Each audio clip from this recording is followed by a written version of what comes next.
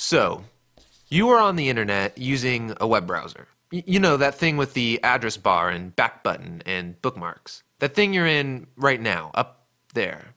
Yeah, that's your web browser. If you're like me, when you're on your computer, you spend something like, I don't know, 90% of your time on the internet in a browser. There's emails, chatting, you're reading news, watching videos, playing games, you're buying things, just to name a few. Which kind of makes the web browser the most important program on your computer. And if you think about it, it hasn't always been this way. You see, web browsers were first designed a long time ago with the old internet in mind. You know, back when it was slow and mainly just words with links that just send you to more words with links, back before all of these innovations. So some guys at Google asked, what if we redesigned the web browser from scratch with an eye towards the new web? You know, maps, video, and web apps that are a lot more dynamic. And so they created Chrome, a web browser that's crazy fast on today's internet. And it's sleek and more secure, but mostly it's really fast. I mean, my biggest question when I boot up my computer is how long till I get on the internet, right? I mean, if there isn't any internet, I might not even use my computer. Did you know that even the fastest computers will still take like 45 seconds to boot up?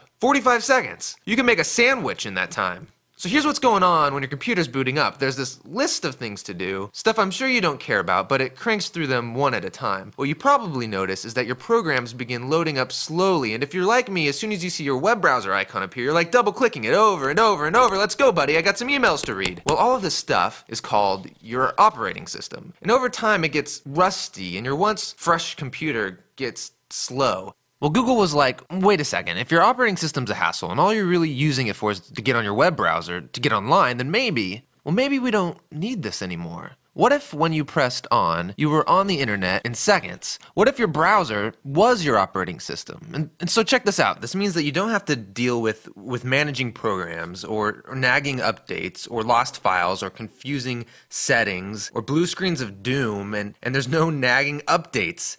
Just your browser. Which means you can still listen to music, you can watch movies, interact with friends, you're creating documents, you're playing games, you're writing your emails, you're doing all of this stuff that you were already doing on the internet. But here's the thing, none of this is stored on your computer. What? None of it, you ask? Yeah, none of it. Really nothing? Yeah, nothing is stored on your computer.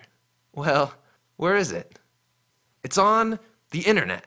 You know, like when you access your emails from your computer and your phone. The email, it isn't stored on either device. So if everything's stored on the internet, then your phone, your computer, all of these devices are what people call stateless. Which is kind of a big word, so maybe just remember this. Chrome is a totally rethought web browser, and you can download it right now on your computer. But Chrome OS is a totally rethought computer that lets you stop worrying about your computer so you could focus on the internet. Which is what most of us use our computers for nowadays anyways.